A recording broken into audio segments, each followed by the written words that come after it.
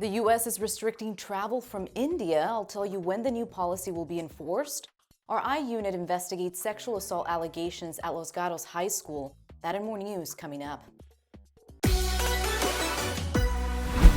Hey everyone, the Biden administration has announced it will restrict travel from India starting Tuesday, May 4th. The eastern country has seen a massive surge in COVID cases over these last few weeks. The travel policy will not apply to American citizens or others in these groups. However, people in these categories will need to follow certain steps to be allowed back into the United States. A White House official says the administration made the decision based on the CDC's advice. Speaking of travel, Mineta San Jose Airport says it's adding more than 300 parking spaces around the facility. This is in efforts to meet the increased demand since more people are starting to fly again. SJC says it'll be providing lower pricing options for those new spots as well. You can visit the airport's website to see parking lot locations and rates. In sports news, the 49ers' number 3 overall pick, Trey Lance, wasn't the only NFL draft celebration going on Thursday. You see, Bay Area native Najee Harris, who experienced homelessness growing up, was also drafted in the first round and is now a Pittsburgh Steeler. Harris and his family lived at a shelter in Richmond for several weeks when he was younger. He celebrated the big moment at that shelter.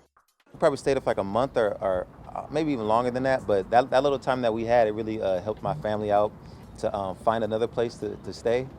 Right now I'm just excited. I want to spend time with my family tonight and friends and get to work the next day.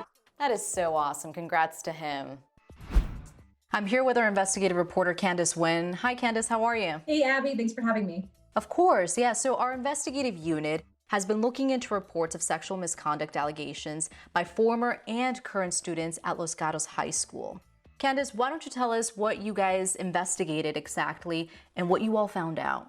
Yeah, Abby, it is a 2-part report. And in part 1, we talk about this wave of reports, as you said, by current and former students shared really across social media and specifically on Instagram.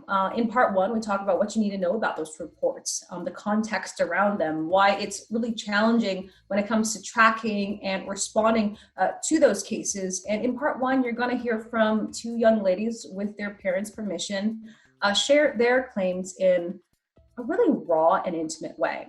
So in part 2, we dig into the school district's history, its past with a student tragedy. It happened several years ago, but I spoke to the parents of that child and they said that the issues that came up in their case are relevant and they say set the stage for the issues we're seeing at Los Gatos. It's 2 different high schools, but in the same school district. So that's part 2. And it's important to add also throughout all this reporting, we talk about what we're learning from the school district, from police, from experts, because it was so important for us to provide a lot of context. And what I've learned is such an emotionally charged situation for not just this school, but that entire community. Absolutely. And you mentioned Instagram, Candace, but is that where you found this story, or how did you learn about the movement there at Los Gatos High? Yeah, so it was one morning, someone on our team said, "Hey, Candace, have you seen this documentary?" And I checked it out. It was this short film on Instagram, and it talked about these allegations. And then that documentary led me to an Instagram page that was at the time called Me Too LGHS, and there were just claims after claims, stories of what these students and former students said happened to them while they were there, as well as off-campus incidents. So I just started reading them. I started reading all of them, and I would say there were about more than 100. Current and former. A lot of these cases were recent. Some of them were from decades ago. And so I read these stories and then I started calling people. I called parents, I called teachers, I called Title IX experts. I also reached out to 50 Bay Area school districts just to find out what are their policies? What do they do when they get a case like that? And, a few days of doing that, it was pretty clear that we needed to look into this. Yeah, no, for sure.